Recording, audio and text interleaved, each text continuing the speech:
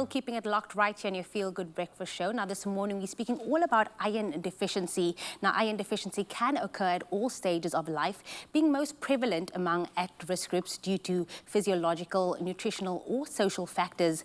Now, Dr. Fourie joins us on the line this morning to explain the different risk groups and causes of iron deficiency, including age, gender, and health status. Good morning, Dr. Fourie. Thank you so much for taking the time to answer our questions this morning. Well, thank you very much. Thanks for having me back. Excited to be here and, change the world one iron tablet at a time. Now, we know, doctor, that gender and age are perhaps one of the biggest risk factors for iron deficiency. But what exactly are the causes of iron deficiency and who exactly is at risk? Many causes. So in the short time, we've got your two big causes is that you lose too much iron or that you don't absorb enough iron from the food that you eat. Your body has a lot of control over how much iron it actually absorbs, surprisingly. So in states of illness, it can change. In states of stress, it can change.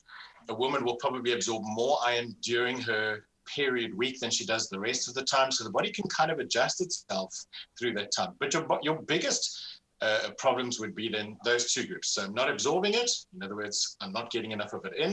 And that group is children, very commonly children, often young children who are drinking a lot of milk, who are eating sugary foods or a lot of carbohydrate-rich foods, which are very nutrient depleted or mineral depleted. People who are chronically unwell, people with rashes, eczema, psoriasis, chronic autoimmune conditions are often affected by iron absorption problems. Anybody with an inflammatory bowel problem, so this irritable bowel syndrome, spastic colon, those people often will have problems then absorbing the minerals from their diets. People who don't eat meat, unfortunately, really would struggle to get enough iron in their diet. You can do it if they eat a nice variety of food, but generally it's tougher when you're eating animal-based or we call heme-based iron. So the other group is people with absorption problems who, for example, are on chronic medications, which we know either use iron or waste iron or bind to iron or again make it difficult for the body to access the iron.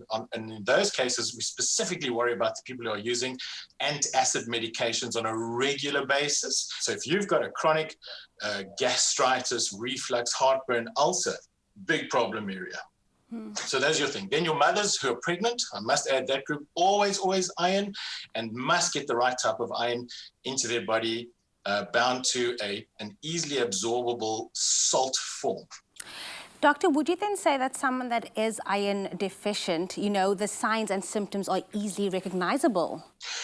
So surprisingly, I want to say yes, because tiredness seems like a common thing, but it could be something as subtle as, doctor, I went to exercise and my heart rate went from 60 to 120 in the first 5 minutes before I even started. So it can also just be sometimes a rapid response by the body, almost a stress type of response to effort or exercise. The other one would be something like, I exercise, I feel fantastic when I exercise, but a few hours later, I'm a little bit tired, I'm hungry, I'm dopey, I feel foggy. I just don't recover well from my exercise. And then you get the very obvious group that just say, honestly, I just feel like I'm half asleep all the time. It doesn't matter how much I sleep, I never feel refreshed after my sleep. So your tiredness, weakness, and sort of excessive response to fitness or resistance would be the early signs. In a child, surprising symptom in children is that they feel depressed, they feel tired, they feel lethargic, they feel disinterested in what they're participating in, and they tend to back out of exercise and activities at school, even with their friends. I guess the best thing now is then to ask ourselves, what does one do if you do fall into any of the risk groups? With children, sometimes, because it involves injections, needles, tests, it's actually quite safe to just, if you're wondering if this could be a problem, it's actually pretty safe to just give a child an iron supplement for a month or two and just gauge the response to it. So you don't have to always do a test. If your child is lethargic, tired, pale, getting repeated or recurrent infections, give them iron. You can almost be sure they need the iron. Almost the same thing can be said for pregnant women. You can definitely use the iron. It's quite difficult to poison yourself with an iron supplement. You have to take tons of it.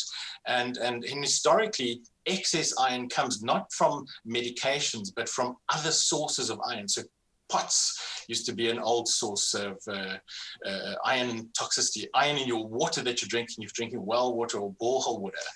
But you really, if it is an iron problem, what's nice and rewarding is that within a month of using that iron supplement, using the correct, so you need a chewable form or a nice syrup form, so the FERRIMED range covers all of these, and within a month, you'll see this child is perking up. And that's also your sign. So we do a thing, almost call it a therapeutic or a clinical response, a trial.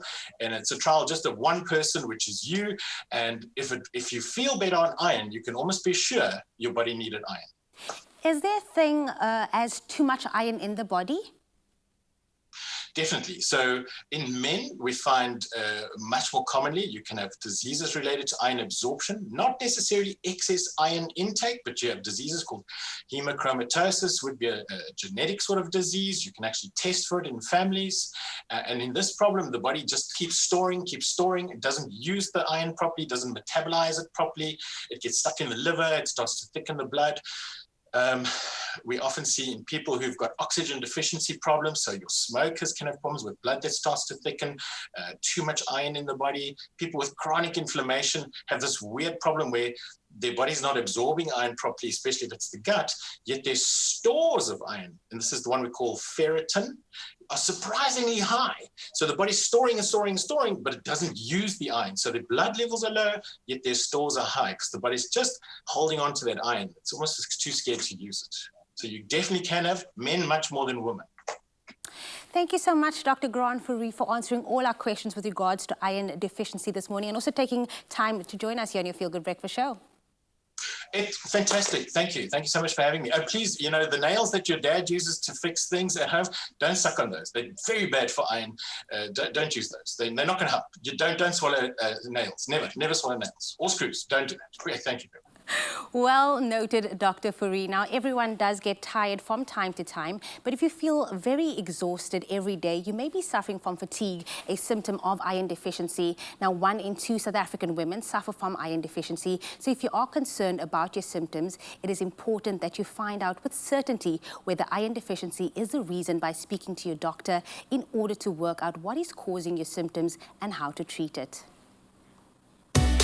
Get the right amount with FERRIMED, South Africa's #1 prescribed iron treatment. Visit ferrimed.co.za now for more product information.